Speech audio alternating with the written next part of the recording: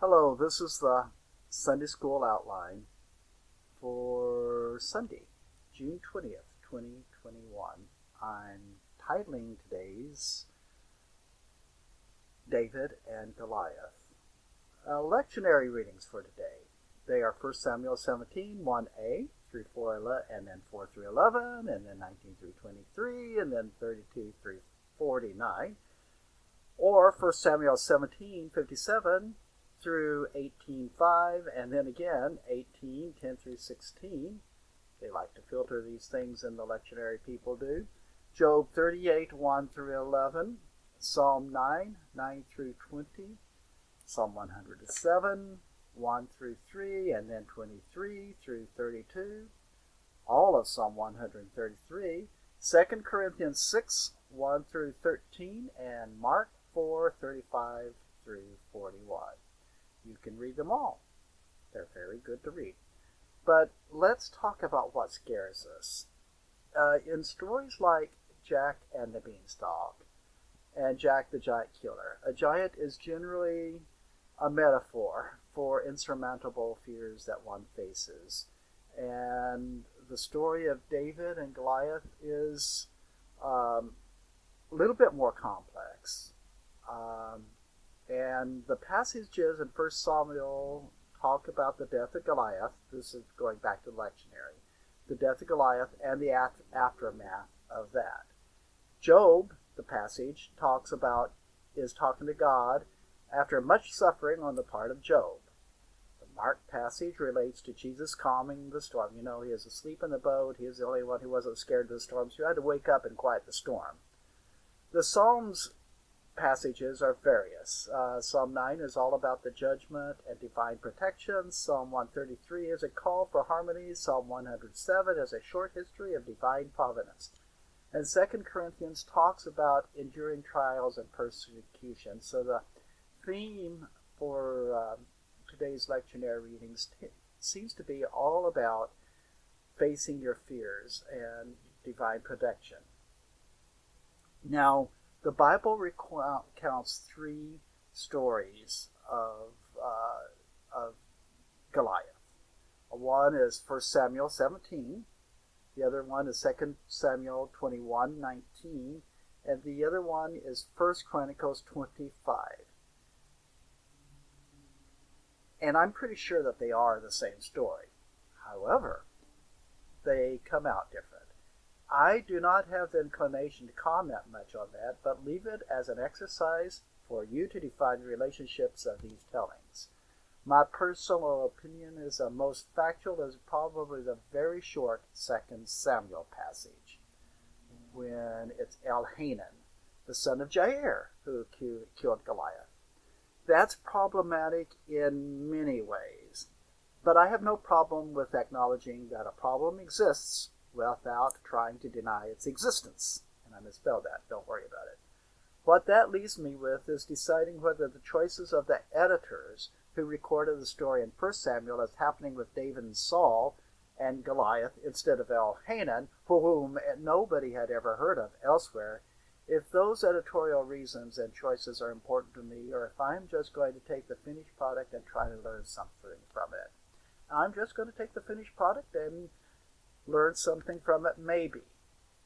The Goliath story follows a common heroic pattern for stories. Instead of everybody killing everybody in a mess of battle with two persons representing the whole group and they have a duel, of course it seldom works that way, and this story, like many of the others, ends up with a massacre and pillaging and a rape generally following the duel. Well, also common to storytelling is that the people that are trained to deal with this situation, the professionals, are unable to do their job. And a nobody has to do it. And what most modern storytellers don't remember is that a sling was considered a very good weapon. It was a standard weapon during Neolithic times, and I believe on into the Bronze Age. And I believe was only outmoded when armies started having archers. Indeed, David claims in this story to have killed lions and bears. And the outcome of the story is that David becomes more popular than the king, marries two of his daughters, has an intense and personal relationship with the king's son, and the king kind of goes crazy.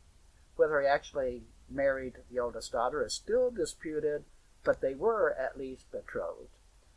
This leads to David eventually superseding the queen.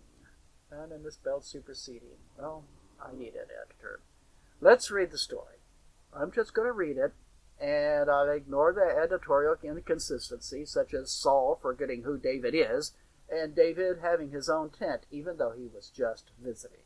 So, here goes. Now, the Philistines gathered together their armies to battle, and were gathered together at Socoh, which belongs to Judah, and pitched between Socoh and Azekah and Ephes-dammim. And Saul and the men of Israel were gathered together, and pitched by the valley of Elah, and set the battle in array against the Philistines. And the Philistines stood in a mountain on one side, and the Israel stood on a mountain on the other side, and there was a valley between them. And there went out a champion out of the camp of the Philistines, named Goliath of Gath, whose height was 6 cubits and a span, and that's about 9 feet. And he had an helmet of brass on his head, and he was armed with a coat of mail, and the weight of the coat was 5,000 shekels of brass, that's about 300 pounds. And he had greaves of brass on his legs, and a target of brass between his shoulders, and the staff of his spear was like a weaver's beam, which I don't know what that means, but it's pretty big. And the spear's head weighed 600 shekels of iron, that's about 10 pounds, I think. And one bearing a shield went before him. And he stood and cried unto the armies of Israel, and said unto them, Why are ye come out to set your battle in array? Am I not a Philistine? And ye servants to Saul, choose you a man of you, and let him come down to me.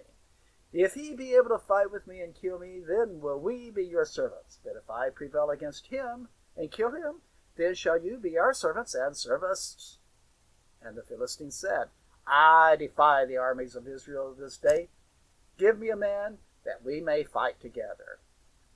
And it's a very manly thing that people did back then. When Saul and all of Israel heard these words of the Philistine, they were dismayed and greatly afraid.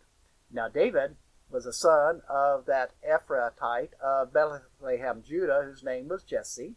And he had 8 sons, Jesse did, and the man went among men for an old man in the days of Saul. And the 3 eldest sons of Jesse went and followed Saul to the battle, and the names of his 3 sons that went into battle were Eliab the firstborn, and next to him Abinadab, and the third Shammah. And David was the youngest, and the 3 eldest followed Saul. But David went and returned from Saul to feed his father's sheep at Bethlehem. And the Philistine drew near morning and evening, and presented himself 40 days. And Jesse said unto David, his son, Take now for thy brethren an ephah of this parched corn, and these 10 loaves, and run to the camp to thy brethren, and carry these 10 cheeses unto the captain of their 1,000, and look how thy brethren fare, and take their pledge. Now Saul and they and all the men of Israel were in the valley of Elah, fighting with the Philistines. And David rose up early in the morning, and left the sheep with a keeper, and took and went, as Jesse had commanded him. And he came to the trench, as a host was going forth to fight, and shouted for the battle.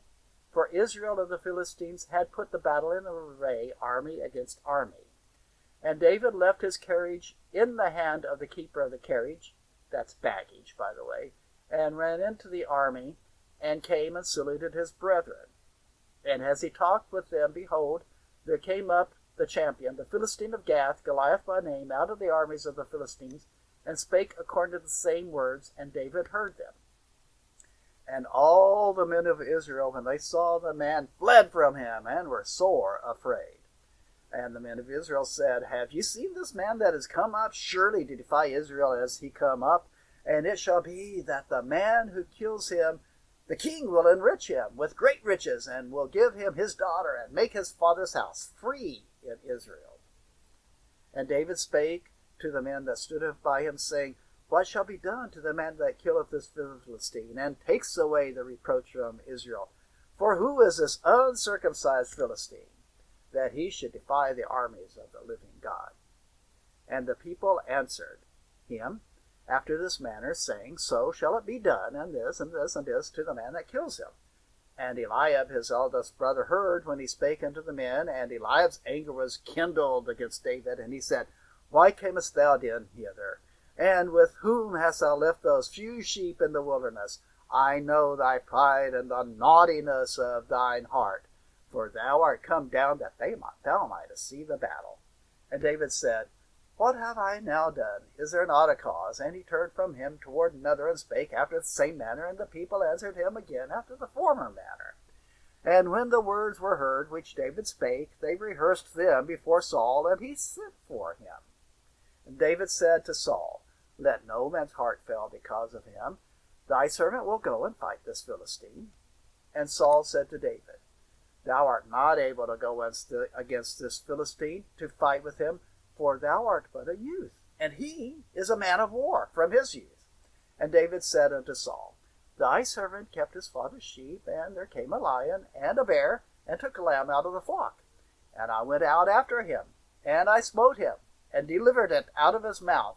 And when he arose against me, I caught him by his beard, and smote him, and I slew him. Thy servant slew both the lion and the bear.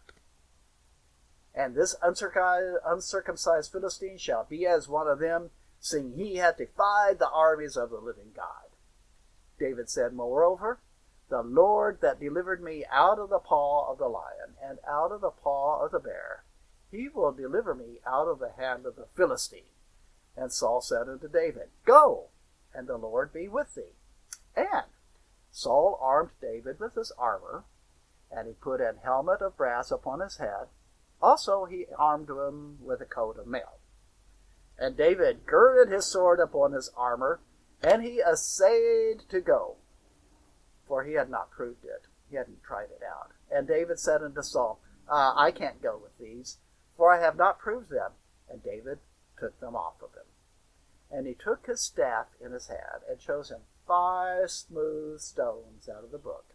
And he put them in a shepherd's bag, which he happened to have, even in a scrip. And a sling was in his hand, and he drew near to the Philistine. And the Philistine came on, and drew near unto David. And the man that bare the shield went before him. And when the Philistine looked about him, and saw David, he disdained him, for he was but a youth, and ruddy, and of a fair countenance. And the Philistine said unto David, Am I a dog, that thou comest to me with staves? And the Philistine cursed David by his gods. And the Philistine said to David, Come to me, and I will give thy flesh unto the fowls of the air, and to the beasts of the field. Then said David to the Philistine, Thou comest to me with a sword, and with a spear, and with a shield.